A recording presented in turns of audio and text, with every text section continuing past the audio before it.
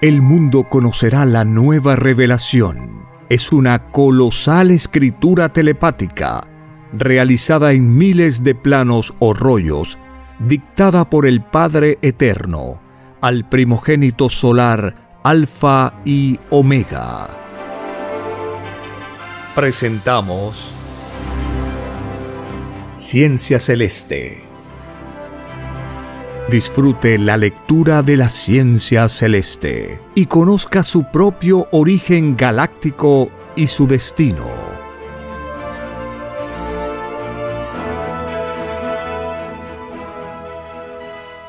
Por la gracia del Divino Padre Eterno, compartimos la lectura de un divino rollo telepático, titulado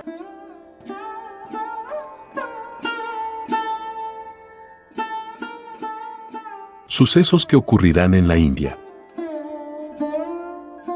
Divino Padre Jehová, veo multitudes en las orillas del mar, en la India. Son tantos que obscurecen el sol. ¿Qué hacen? Son multitudes venidas desde todas partes del planeta. Esperan al Hijo de Dios, que vendrá a abrir las aguas del océano. Esa multitud jamás vista por ninguna generación, lleva muchos días reuniéndose. El llamado Occidente está casi vacío. Solo quedaron en casa y hospitales en Occidente los que están esperando la muerte. Y están solos. Porque nadie quiere perder su alma. Estando el Hijo de Dios en la tierra. El terrible problema en la India es la falta de alimento y el espacio. Muchas flotas navieras están con sus buques cargados de gente en espera del más grande prodigio en la historia de la humanidad. No hay sitio a bordo en los miles de buques que como multitudes de puntitos se mecen sobre las olas del mar. Así lo veo por tu divina gracia, Divino Padre Jehová. Y te diré, hijo, que jamás se habían visto reunidos tantos buques en la historia humana. Todo el planeta está revolucionado, y la organización que había servido de base a los humanos se está desmoronando. Lo que ves, hijo, es el caos del llorar y crujir de dientes que por siglos y desde antes que naciera la humanidad había sido anunciado al planeta Tierra. Divino Padre Jehová, que sabes cómo van a ocurrir los hechos antes que nazcan sus protagonistas, ¿cómo se explica eso? Te diré, hijo, que nadie es único. No está escrito así en mi divino Evangelio. Por tu divina gracia, así es, Divino Padre. Pues bien, si se anunció por mi divina palabra que nadie es único, tal afirmación significa que antes que hubieran humanos en la tierra, ya había otros. Veo, hijo, que estás pensando algo. Sí, mi divino Padre Jehová. Pienso en la divina parábola que nos enseñaste en tu divino Evangelio, de todo hay en la viña del Señor. Y la estoy vinculando con lo que en estos instantes tu divina bondad me enseña. Así es, hijo. Adán y Eva fueron y por siempre lo serán los padres del género humano. Mas, no son los únicos. Porque antes que ellos, existieron padres que correspondían a otros troncos de vida planetaria. Tales troncos y tales vidas que existieron antes que existieran los humanos, todo el mundo lo verá en la televisión solar. Divino Padre Jehová, ¿qué es la televisión solar? Te diré, hijo, que la televisión solar había sido anunciada también en mi divino Evangelio. Escrito fue el libro de la vida. El libro de la vida y la televisión solar son una misma cosa. Porque te diré, hijo, que en los divinos términos del divino Evangelio de Dios, el Eterno no prefiere el absolutismo. Es así que una cosa puede expresarse en muchas psicologías diferentes y siempre es la misma cosa. La prueba de la vida consistía en que las criaturas humanas se pusieran de acuerdo en una sola psicología para comprender en forma unitaria lo de Dios. La cosecha llevada a cabo y que lleva muchos siglos y que está a la vista demuestra que la humanidad no lo logró. Es por esto que el planeta no se unificó jamás en su totalidad. El desarrollo continuó por causas de división y con una extraña influencia de egoísmo. Que como sensación o experiencia desconocida, nadie había pedido a Dios. Lo que la humanidad le había pedido al Eterno fue el seguir conservando la unificación con que estaba acostumbrada en el reino de los cielos. En su lugar de origen, todos sabían que rebaño, o planeta disperso, no volvía a entrar al reino de los cielos. La desunión es incompatible con la felicidad eterna. Ni desde dentro del reino, ni desde fuera, se acepta la división o desunión en la divina ley de Dios. Tal fue el destino de Satanás, que desde dentro del reino de los cielos dividió a los ángeles de Dios, dando comienzo a una de las tantas eras del mal en la eternidad del tiempo. Porque como fue escrito, nadie es único en lo que hace. Ni Satanás fue único. Divino Padre Jehová, desde niño veo por tu divina gracia las escenas del futuro, de lo que ha de ocurrir. Lo que más me fascina son las aberturas de aguas llevadas a cabo por el Hijo de Dios. ¿Podrías en tu divina bondad explicarme cómo se manda a las moléculas de las aguas? Sabía, Hijo, que me harías tal pregunta. No has cambiado. Eres el mismo de siempre, preocupado por las causas de las cosas. Haces bien, Hijo, en preocuparte por lo que se te dio como alianza. Y de paso cumples con el divino mandato que dice, el que busca encuentra. Te diré, Hijo, que todo primogénito solar posee cordones solares, llamados también líneas solares. Como tú sabes desde niño, el Hijo primogénito era telepático con el divino Padre Jehová. Así es, divino Padre Jehová, por tu divina gracia. ¿Qué recuerdas, Hijo, de lo que te conté y te hice ver por escenas mentales cuando eras un niño de 7 años? Recuerdo, divino Padre Jehová, que cuando Cristo decía, voy al Padre, pensaba en comunicación telepática. Pensaba en psicología hacia arriba. Y recuerdo que cuando expiraba en la cruz, y dijo, Padre, Padre, ¿por qué me has abandonado? Vi que en ese instante hubo corte telepático. Vi que trillones y trillones de líneas solares que salían de los poros de su cuerpo de carne, y cuyos extremos estaban unidos a las moléculas de la naturaleza, se rompían o se desprendían con brusquedad inaudita de estas. Y vi que por esta causa invisible a los ojos humanos, la tierra tembló y el sol se obscureció. Y no solo eso. Vi que toda la galaxia temblaba. Sí, Hijo, así es. Veo que tu prodigiosa memoria te hace recordar escenas de pasadas reencarnaciones. Y te diré, Hijo, que estos mismos cordones solares son los que actúan en las moléculas de las aguas. Veo, Hijo, que algo te preocupa. Así es, divino Padre Jehová. Pensaba, divino Padre, en el otro cordón solar. En el cordón que todos poseemos en el cerebro y cuyo extremo está conectado con el lugar de origen cósmico. Que para nosotros los humanos, ese lugar de origen son los soles Alfa y Omega del macrocosmos llamado Reino de los Cielos. Así es, Hijo. El mismo Hijo primogénito lo dijo, soy el Alfa y Omega.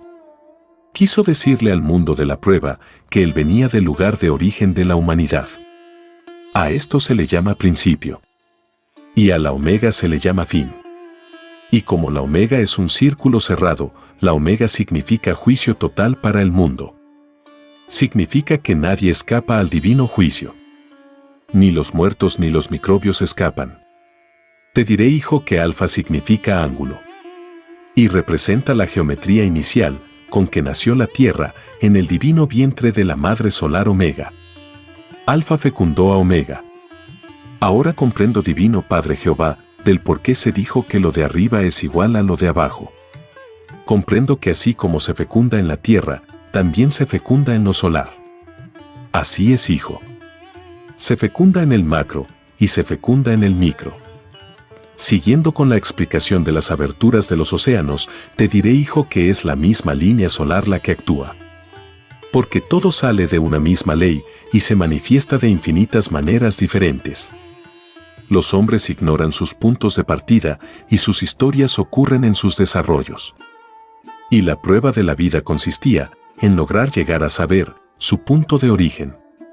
Porque es más fácil que el Hijo de Dios haga ver su lugar de origen a los que trataron de descifrar el enigma que ellos mismos habían pedido en el reino de los cielos. A que les haga ver a los que fueron indiferentes para con su lugar de origen. ¡Qué justo, divino Padre Jehová! Así es, Hijo. La divina justicia de Dios es molecular. Y sus límites lo provoca la misma criatura que realizó la obra. En las aberturas de las aguas se establece un divino diálogo mental entre la mente solar y las moléculas. Este divino diálogo se llama verbo solar. Y se puede hacer sonoro, o sea hablando, o en silencio. Acompañado con gestos o sin gestos. Y te diré, hijo, que esta nueva ley de poder sobre la materia fascinará en tal grado al mundo que el mundo paralizará sus labores. El estatus reinante se desmorona. Y los privilegiados de la tierra principian a conocer la pobreza. Por intermedio de la propia obra humana y a través de su propia transformación, debido a la divina presencia de un Padre Solar. Los privilegiados principian a vivir en carne propia lo que ellos en parte contribuyeron a su desarrollo durante la prueba de la vida. Se cumple en ellos el contenido de la divina parábola que decía, con la vara con que mides serás medido. Y la producción mundial será mandada por el Hijo de Dios. Porque a través de sus cordones solares los elementos le obedecerán. Jamás nadie entre los humanos habían presenciado tan infinito poder. Las aberturas de las aguas, por una individualidad solar, le hará saber a la humanidad que su tiempo como mortal llegó a su fin. Fin de la prueba. Fin de una forma de vida desconocida que se había pedido a Dios. Fin de un extraño mundo que servía al bien y al mal. Que producía y que a la vez se destruía. Un mundo cuyas criaturas intentaron abolir lo primitivo que había en ellos, pero que fueron muy lentos.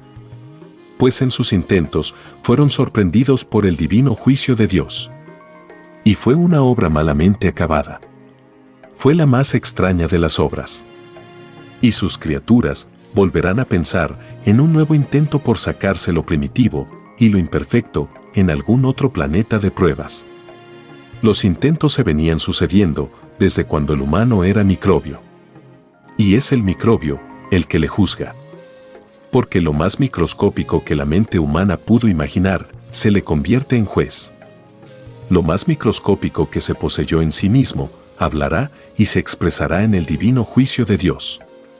Porque se había enseñado que nadie es único. Es decir, que no solo el ser humano hablará. Todo cuanto le rodea también lo hará. El Eterno demuestra su infinita justicia haciendo hablar a toda su creación. Haciendo hablar a la materia y al espíritu. Cada uno en su ley. Porque en su infinita bondad nadie es menos. Ni la materia ni el espíritu. El que no concibió así a Dios, el tal no supo comprender a su divina gloria. Fue un mezquino mental para el que lo había creado todo. El que así pensó, se equivocó en su prueba de vida. Y no entrará al reino de los cielos. Seguirá probando en otras formas de vida hasta lograr no equivocarse. Hasta desprenderse de la extraña manía de empequeñecer a Dios. Y mientras lo empequeñezca, no se le permitirá la entrada al reino de Dios. Es decir, que mientras el espíritu insista en seguir teniendo mezquindad mental para con su Creador, no entrará al reino de Dios. Es más fácil que entre uno que no fue mezquino con él. Continuando, hijo, con las aberturas de aguas, te diré, hijo, que este divino proceso solar se hace hablándole amorosamente a los querubines del agua. Ya los veo, divino Padre Jehová. Son tantas multitudes de hermosos seres. Así es, hijo. Su número es tal que el número de seres humanos sencillamente desaparece. Sé, hijo, que tienes un volcán de preguntas que hacerme con respecto a las multitudes de divinos querubines que estás viendo. Así es, divino Padre Jehová. Te adelantaré que mis divinas respuestas no tienen límites. Por lo tanto, te hablaré lo que alcanza a comprender la psicología humana. El resto del infinito que no comprende, lo comprenden otras psicologías de otros planetas. No olvides, hijo, que nadie es único. No lo olvido, divino Padre Jehová. Los querubines de las aguas y todos los demás de que está compuesta la materia que pidió conocer el hombre poseen libre albedrío de querubín. Tal como la criatura posee libre albedrío de humano. Las sensaciones de un querubín las siente y las vive dentro de dimensiones invisibles al ojo humano. Ellos poseen sus propios presentes de desarrollo, tal como el hombre posee el suyo. Entonces, rodean al hombre infinitos presentes en que viven otras criaturas. Desde que existe el mundo, siempre ha sido así. Y una de las más nombradas dimensiones es la de los espíritus. Esta dimensión invisible es más mencionada en la humanidad porque está en relación directa con la misma criatura humana. Divino Padre Jehová, los espíritus ven a los querubines y viceversa. Sí. Y no es la divina respuesta. Te lo explicaré, hijo, todo depende de la expansión de la dimensión. Porque lo microscópico también posee espacio. Más aún. Además de espacio, posee tiempo y filosofía. Entonces los espíritus ven a los querubines según su frecuencia de sentir. Con los divinos querubines ocurre igual. Te hablaré sobre esto, hijo, con mayor profundidad cuando te dicte el origen de la materia. Será un trabajo de 3000 rollos telepáticos. Obro con límites, porque la criatura humana en su evolución actual posee límites. La novedad es que dentro de sus límites conoce leyes y cosas nuevas. Divino Padre Jehová, el límite posee expansión. Interesante pregunta, hijo, el límite posee expansión de su mismo signo. Quiero decirte que mientras un espíritu no desea avanzar en conocimiento, el límite se expande en ignorancia. Y el desequilibrio entre el tiempo pedido como prueba de vida y el atraso es mayor. La expansión del límite posee cualidad y calidad. La cualidad y la calidad correspondiente a la luz la proporciona la ilustración en todas las cosas. La caída en la expansión del límite la proporciona la tiniebla. En la televisión solar, el mundo verá el color de los magnetismos del bien y el mal. Porque escrito fue de que todo ojo verá. Verá la forma física que tenían sus sensaciones. Verá lo íntimo hecho materia. Verá la eternidad microscópica que había dentro de su cuerpo de carne. En la ley de las aberturas de los océanos, el magnetismo solar conversa con los querubines de las aguas. Esta conversación la verá también el mundo.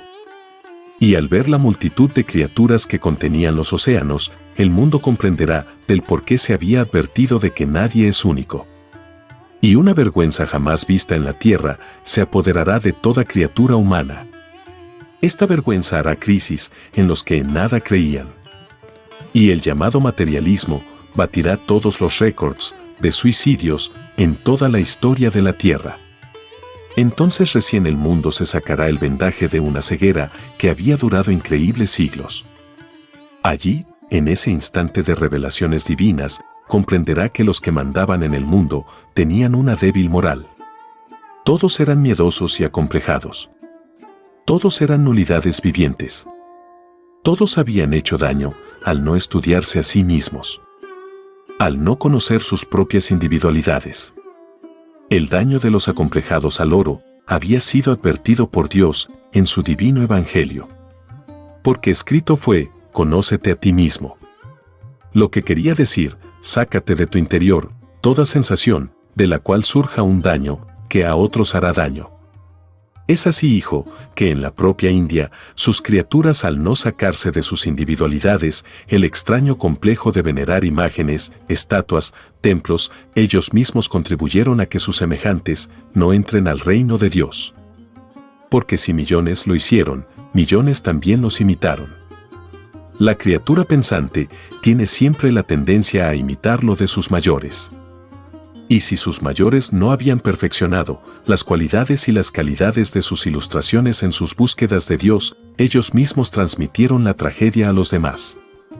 Porque es más fácil que entren al reino de Dios los que a otros transmitieron herencias que conducían al reino de Dios, a que puedan entrar los que a otros condenaron.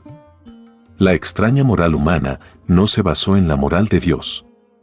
Al no hacerlo, las propias criaturas humanas empequeñecieron su fruto. Solo lo de Dios es infinito. La extraña moral del mundo, que se incluía con el derecho de adorar imágenes, se adoraba a sí mismo. No quiso reconocer al Dios único. Y al Dios único solo se le comprende por la ilustración y el trabajo. Y mientras las criaturas insistan en sus libres albedríos, en adorar o venerar lo microscópico, tales criaturas no verán a Dios. La renuncia a adorar imágenes debe salir de sí mismo. Si no ocurre en determinada existencia, ocurre en otra. En el caso de la roca humana, el adorar imágenes viene ocurriendo desde miles de existencias atrás. Y en el presente volvió a ocurrir. Por lo tanto, no vuelven a entrar al reino de los cielos. Los habitantes de la India seguirán con sus extrañas costumbres en otras existencias, en otros mundos. Divino Padre Jehová, que todo lo sabes, ¿qué efecto causará en ellos la divina presencia del Hijo de Dios? El efecto entre ellos será el acontecimiento más grande de sus vidas. Porque del Hijo de Dios dependerá la existencia misma de la India y la del planeta mismo. La más grande revolución surgirá cuando millones de seres vean por sus propios ojos a un hombre cuyo rostro brilla como un sol. En ese supremo instante caerán todos los llamados gobiernos de la tierra. Nadie obedecerá a las leyes de hombres. Todos querrán ser gobernados por el que nunca muere, por el primero y el último. Será el fin de la obra de los seres mortales. Será la caída de la gran bestia. La caída de uno de los más extraños mundos. Tan extraño era este mundo que hasta había olvidado la venida del divino juez solar, habiéndolo pedido el mundo mismo. Divino Padre Jehová, ¿qué significa la bestia? La bestia, hijo, representa el egoísmo humano que hizo sufrir por siglos al mismo género humano. Lo más representativo de la bestia lo constituyeron los seres mayormente influenciados por el oro. La bestia era fría, astuta y calculadora. La bestia creía comprender a todos y no comprendía a nadie. Porque la bestia no tenía filosofía planetaria. El yugo de la bestia era su propia ignorancia con respecto a la unificación del planeta. El sueño demoníaco de la bestia fue la de considerar a la división del mundo como la cosa más normal y natural. Tal fue la tragedia de la bestia. Y la bestia no despertó sino hasta el día del juicio mismo. La bestia encabezó la prueba de la vida, ilusionando a generaciones enteras, las que se quedaron sin entrada al reino de los cielos. La ilusión de la bestia contenía una demoníaca psicología para olvidarse de Dios. Los ilusionados caían en olvido o desvirtuamiento hacia Dios. La bestia los hizo olvidarse de la eternidad. Y todos los segundos de la vida fueron dedicados a lo efímero. Y lo efímero no es del reino de los cielos. El pensar humano cayó en un extraño sueño que le hizo olvidarse de sus propios derechos. El conformismo desvirtuado. Fue la psicología normal del espíritu. Se vivía más por las sensaciones cómodas que por las sensaciones que podrían conducir al perfeccionamiento. Nadie se puso de acuerdo con respecto al Dios único. Y si algo hubo, se hizo con un extraño libertinaje en que lo hecho quedó en nada. El conocimiento humano no quiso reconocer al Dios único. En sus costumbres y en sus pensares, las criaturas humanas no lo incluyeron. Así todos son sorprendidos en multitudes de creencias. La ansiada unificación planetaria no se logró nunca. La demoníaca lentitud triunfó sobre lo que podría haber sido la felicidad.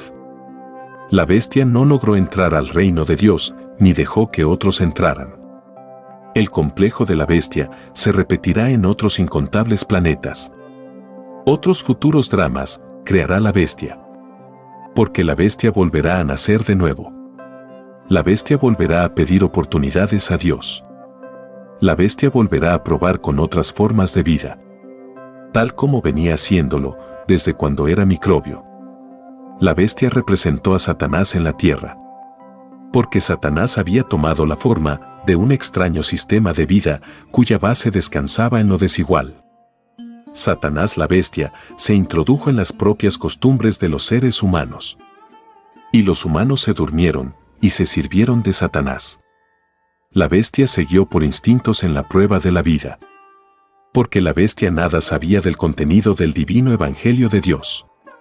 Y los seguidores de la bestia cayeron en su juego. Ninguno de los que conoció a la bestia, ninguno se supo de memoria el divino evangelio de Dios. El olvido se fue heredando de padre a hijo y de generación en generación. El propio sistema de vida ideado por la bestia arrebató la felicidad humana.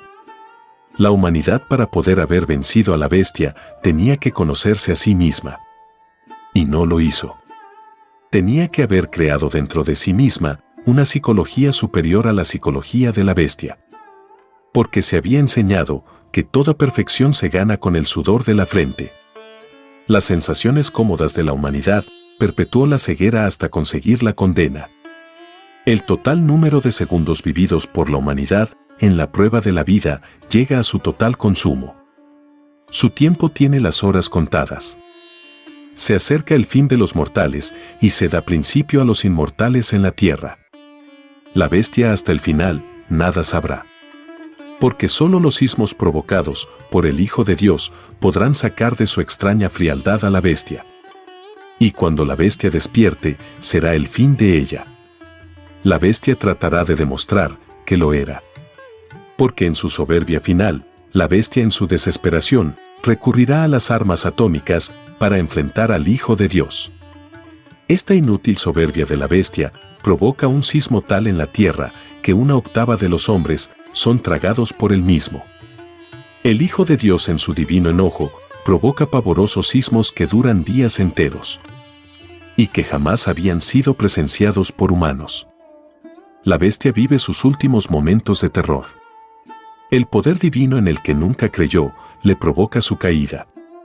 Es el asombro inmortal de la bestia. Porque ya en otros planetas, en otras pruebas de vida, la bestia había tenido otros asombros, otros pavores, otros miedos a la divina justicia de Dios. Porque la bestia es acomplejada por naturaleza.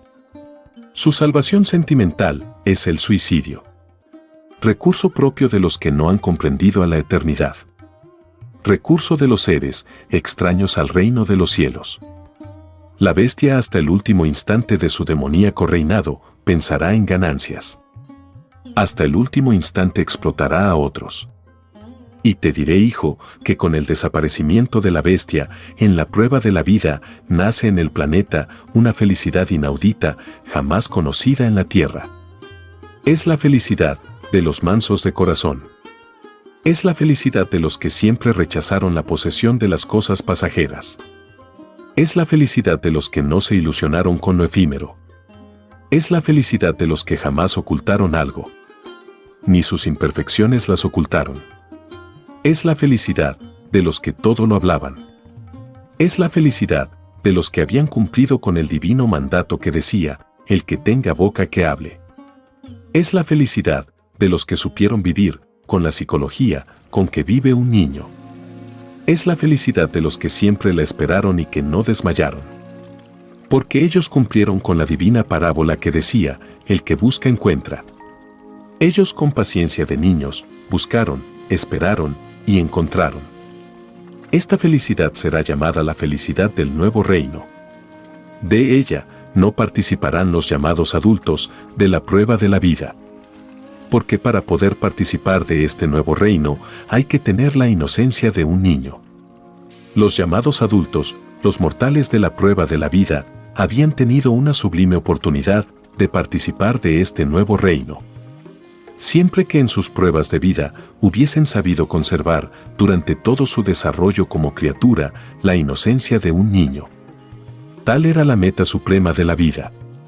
Con la bestia jamás se logró el conservar la inocencia de un niño. Porque la bestia con su psicología propia de comerciantes todo lo enlodó. La bestia erró el camino que conducía a la luz. Porque a la bestia le faltó interés espiritual por lo que acontecía en el cosmos. La propia bestia se cortó del infinito. La bestia se aisló de la eternidad por voluntad propia. Nadie había obligado a la bestia a ser bestia. Fue el extraño complejo de la posesión lo que hizo de la bestia una bestia. La bestia se complació en dividir al planeta en naciones. Porque con tal forma de convivencia, la bestia explotaba.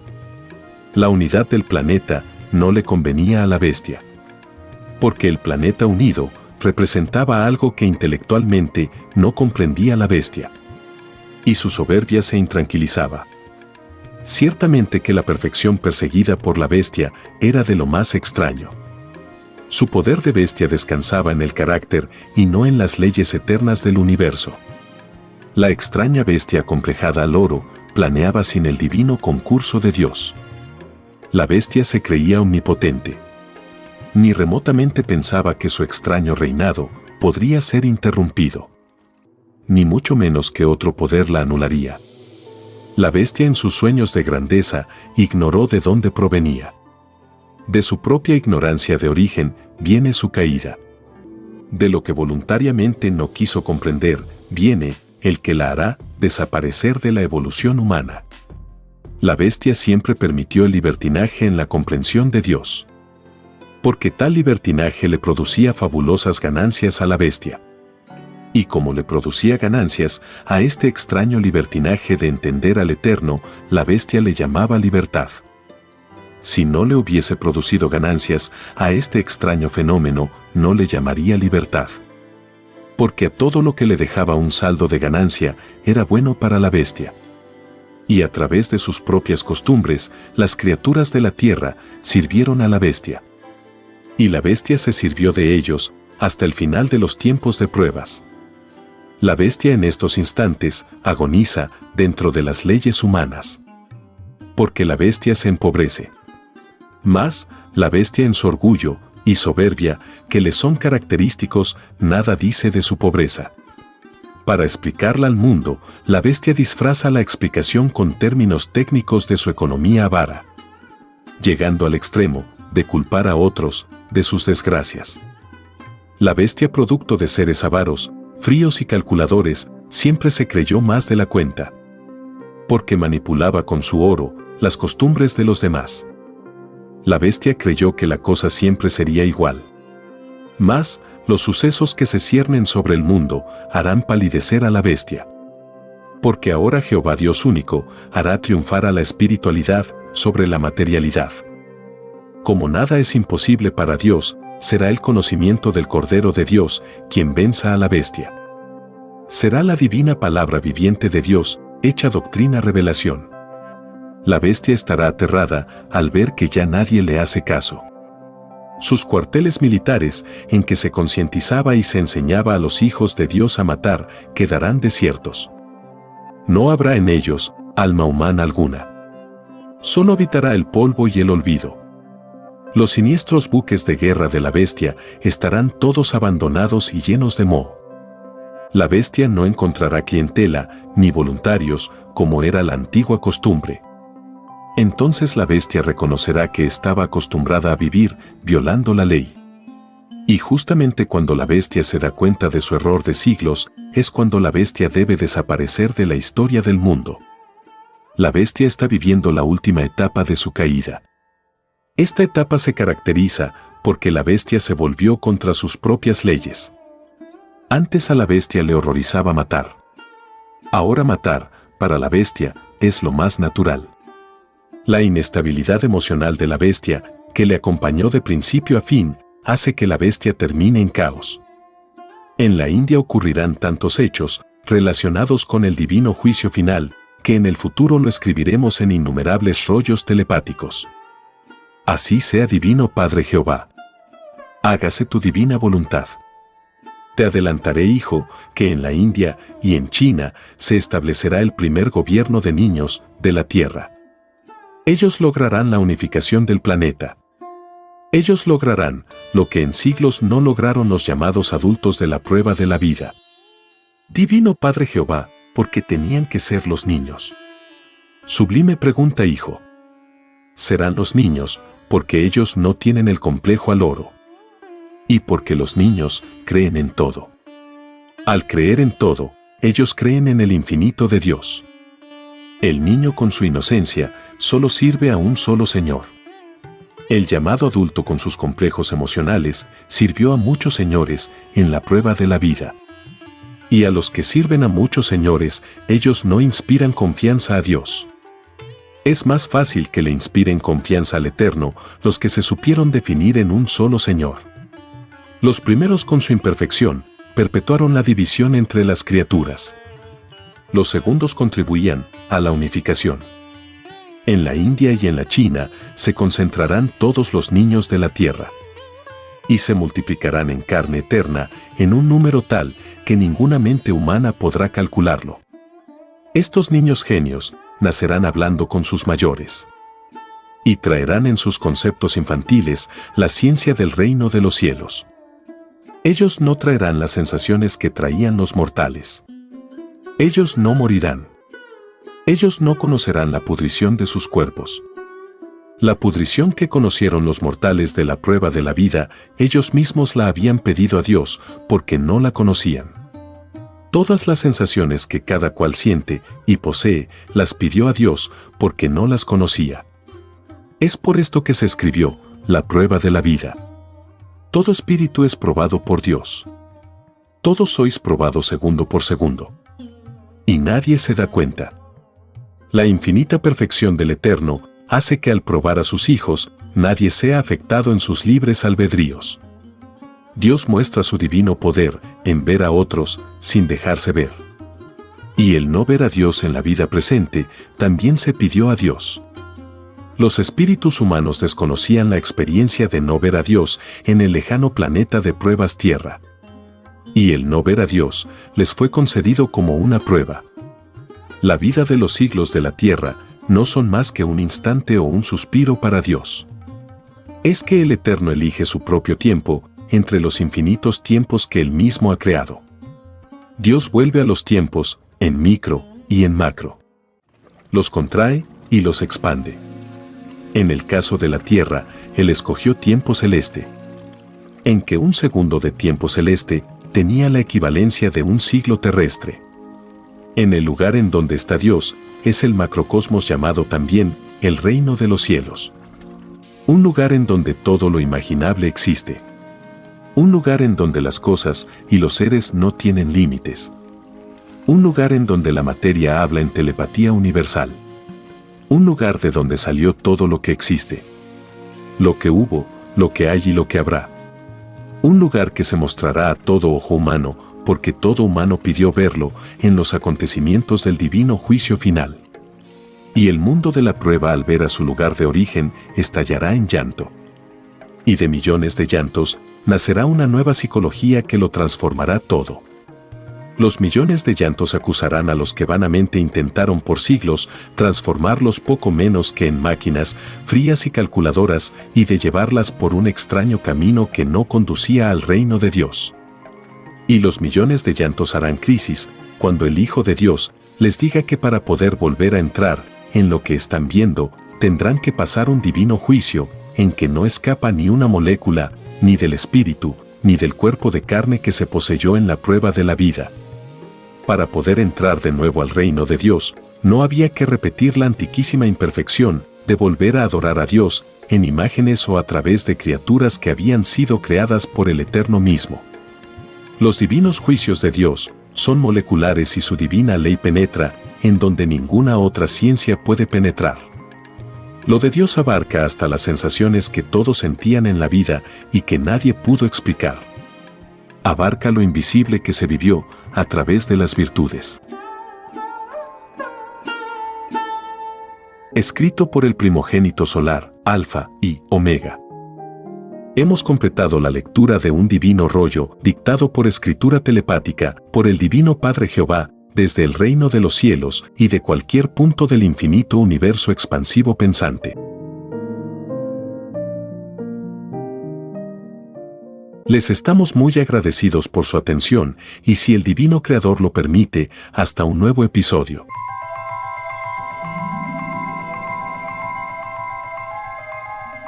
El juicio que se extenderá por el mundo es la doctrina del Cordero de Dios, que será llamada también la ciencia celeste, dictada por el Padre Eterno, al primogénito solar Alfa y Omega. Este es solo el comienzo de un viaje lleno de luz y conocimiento. Para explorar más y continuar descubriendo estas verdades reveladoras, visita lascienciaceleste.com y divinarevelacionalfayomega.com.